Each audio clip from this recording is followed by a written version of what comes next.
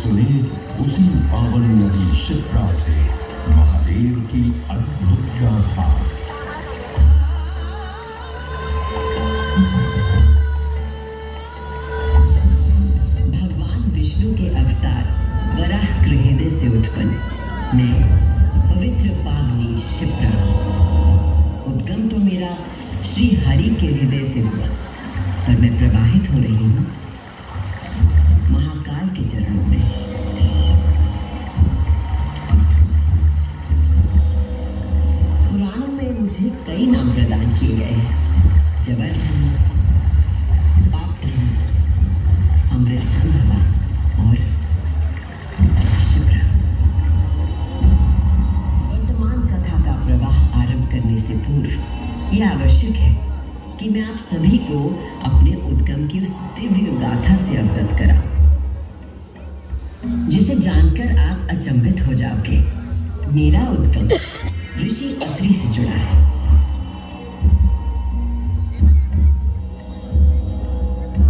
जो सप्त ऋषियों में से एक है। जब ऋषि अत्रि ने उज्जैन में 3000 वर्षों की कठोर तपस्या पूरी की और अपनी आंखें खोली, तो उन्होंने देखा कि उनके शरीर से 2 महान प्रकाश धाराएं निकल रही थी। पहली धारा आकाश की ओर गई और कहा जाता है कि वो चंद्रमा में परिवर्तित हो गई।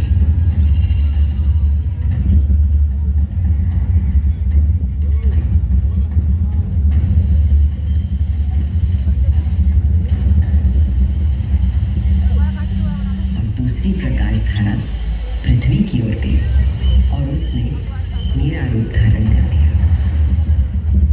और उस प्राचीन काल से बहती आ रही हूं मैं, इतिहास, आध्यात्मिकता, दिव्यता की कहानियां अपने साथ लेकर। कहानियां महाकाल की, जो विश्व का आदि और अंत है, जीवन का आरंभ और समापन जिनकी इच्छा से होता है, जो इस विश्व की निस्तब्धता और ध्वनि दोनों है।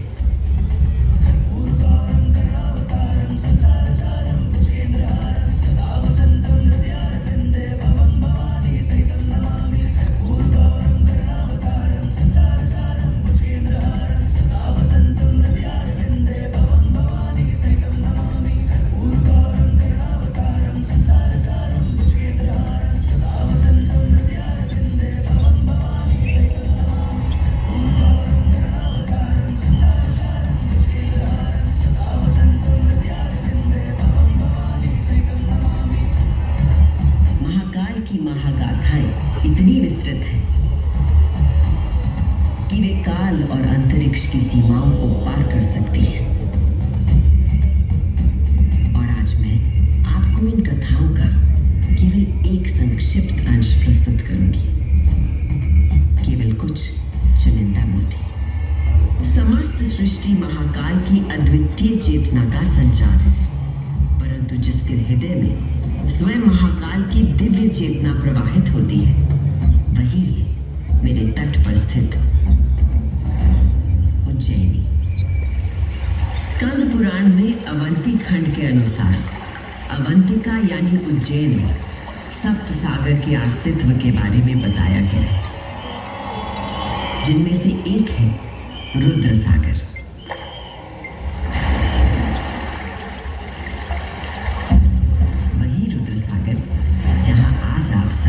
विराजमान है, जहां पर अनादिकाल से ब्रह्म कमल खिला करते थे, जहां भगवान शिव स्वयं अपने गले में धारण मुंडों की माला का प्रक्षालन करते थे। पौराणिक प्रमाणों में मिलता है कि यदि कोई व्यक्ति अनजाने में भी इस जल का स्पर्श करता है, तो 7 कुल का उद्धार हो जाता है।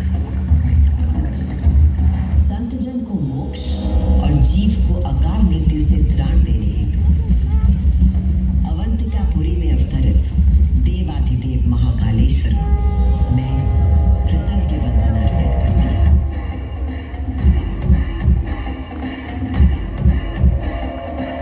आज मैं शिप्रा देवी आपको उन्हीं महाकाल की शिव पुराण में उल्लिखित एक गाथा सुनाती हूँ।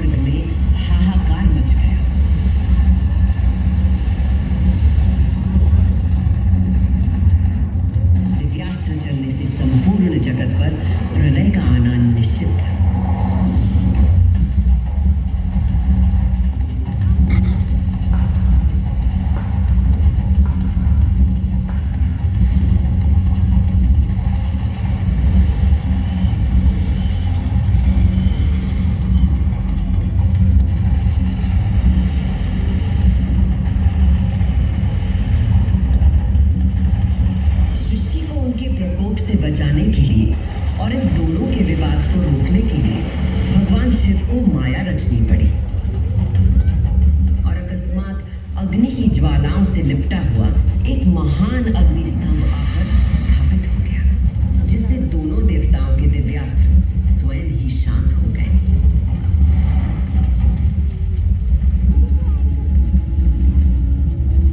एक ऐसा अग्निस्तंभ जिसका ना कोई आदि था न अंत था। दोनों देवों ने अनुभूत किया कि इस स्तंभ के पीछे निसंदेह कोई अद्वितीय अलौकिक शक्ति निहित है। वे दोनों बोल उठे, हे महाप्रभु, आप हमें अपने यथार्थ रूप के दर्शन कराइए। तब उस स्तंभ से महादेव स्वयं प्रकट हुए।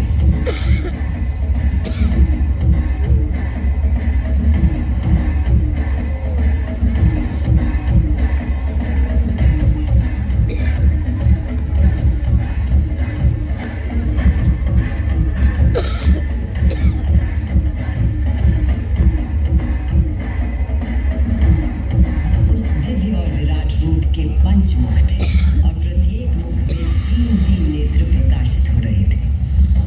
उनके भाल पर चंद्रमा का मुकुट था और मस्तक पर जटा। उनका कंठ नीला था और उनकी 10 भुजाएं थीं। उनके अंग समस्त आभूषणों से सजे थे। उनके मस्तक पर भस्म का त्रिपुंड था।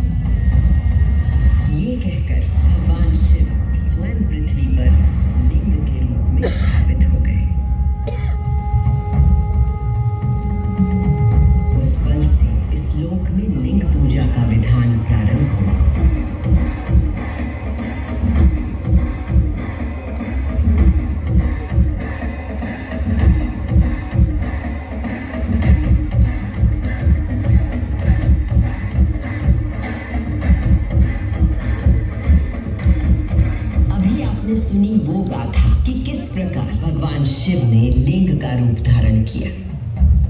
अब मैं सुनाती हूँ उज्जैन में महाकालेश्वर के प्रकट होने की कथा। उज्जैन नगरी में नित्य वेदों का अध्ययन करने वाले एक ब्राह्मण देवता रहते थे। उनका नाम वेदप्रिय था।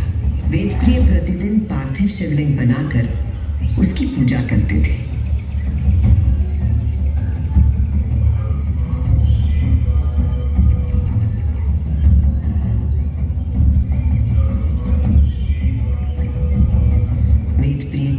शिव पूजा पारायण और भगवान शिव में आस्था रखने वाले 4 तेजस्वी पुत्र थे। उनके नाम थे देवप्रिय, प्रियमेधा, सुकृत और सुव्रत। चारों सद्गुणों में अपने धार्मिक पिता से कम न थे। दिनों दिन उनके सद्गुणों में अभिवृद्धि होती रही, जिसके कारण अवंती नगरी उनके ज्ञान के तेज से प्रकाशित होने लगी। उसी समय दूषण नाम का एक असुर प्रजापति ब्रह्मा की उपासना में लगा।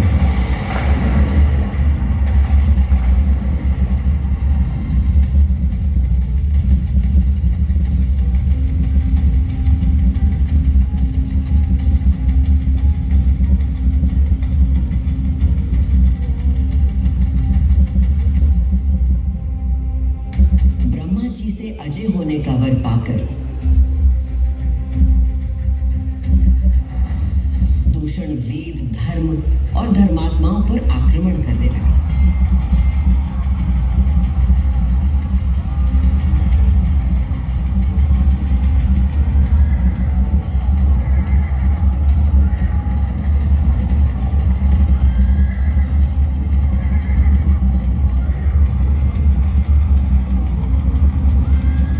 अत्याचारों की पराकाष्ठा पर पहुंचते हुए उसने उज्जैनी पर हमला करने का दुस्साहस किया। उज्जैनी में त्राही त्राही मच गई। मेरे दैत्य सेनानायकों, तुम चारों दिशाओं में जाओ और उज्जैनी में जहां कहीं धर्म पर चलने वाला, वेदों का अध्ययन करने वाला दिखाई दे, उसका नाश करो।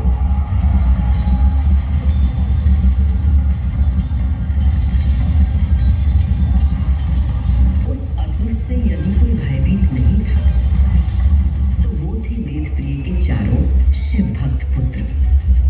नगर को भयाक्रांत देख उन चारों ने उज्जैनी के नागरिकों को आश्वासन दिया।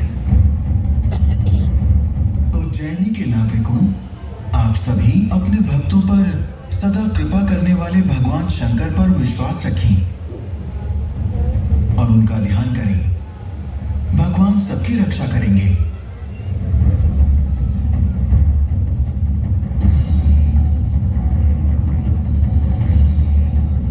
मंत्रोच्चार का आवेग बढ़ गया।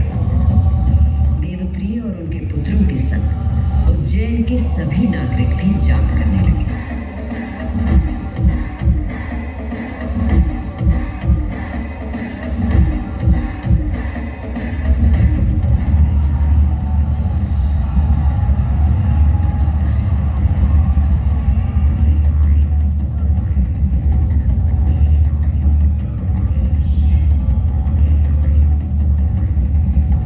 इतने में असुर दूषण अपनी सेना के साथ वहां पहुंच गया और उसने वेदप्रिय के पुत्रों को देख अपने सैनिकों को आज्ञा दी। वध कर दो शिव की आराधना करने वाले इन शिव भक्तों का।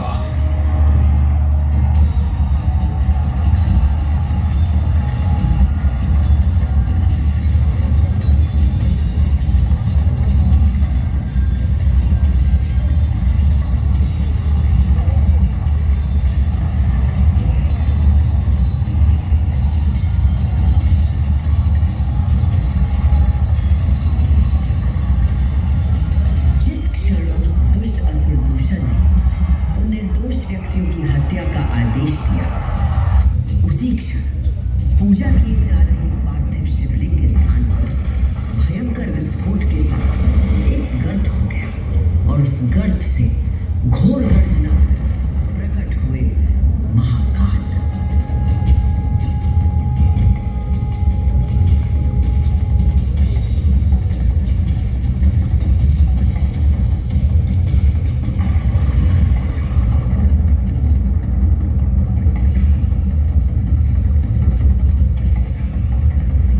दूषण, मैं सत्पुरुषों के लिए आश्रयदाता हूँ और तुझ जैसे दुष्टों के लिए महाकाल हूँ।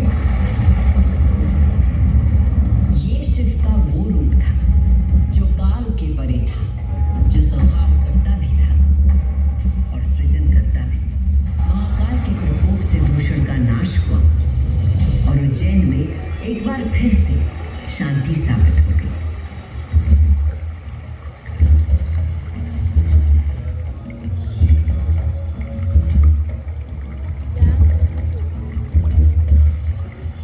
उज्जैनी के लोगों की आस्था से प्रसन्न भगवान महाकाल ने उन्हें वरदान मांगने को कहा।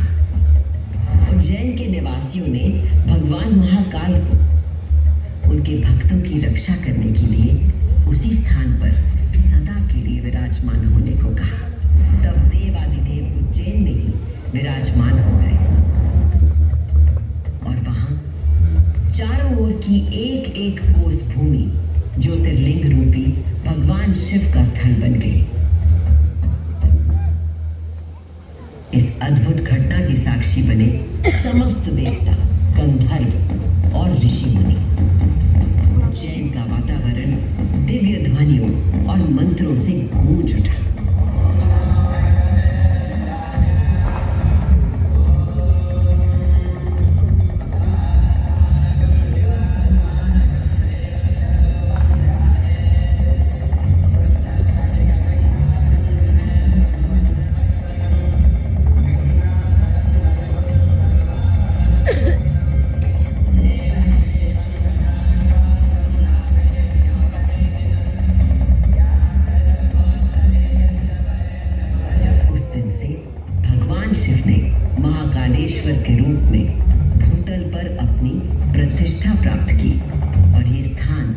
श्रद्धालुओं के लिए तीर्थ स्थल बन गया।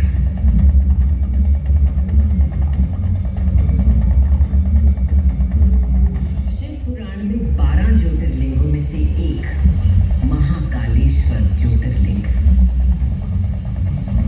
यहाँ की भस्म आरती विश्व प्रसिद्ध है।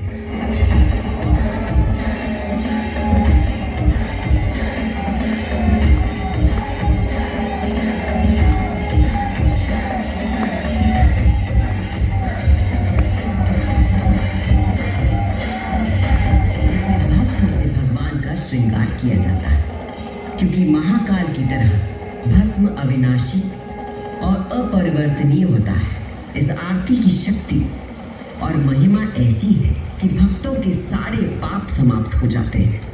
केवल इतना ही नहीं, उज्जैन वो नगरी है जहां मानव शरीर पूरे ब्रह्मांड के साथ सामंजस्य स्थापित करता है।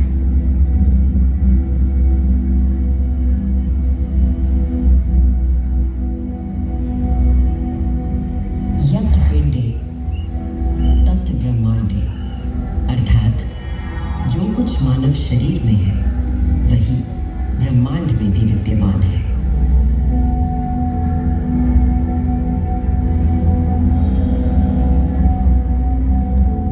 ब्रह्मांड के सृजनकर्ता महाकाल के आशीर्वाद से मैं शिप्रा आपको उज्जैन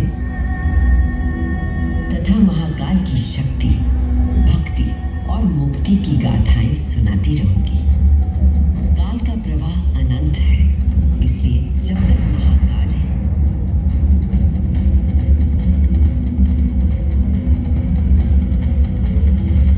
मैं यूं ही उज्जैन की स्मृतियों को अपने अंक में समेटे बहती रहूंगी।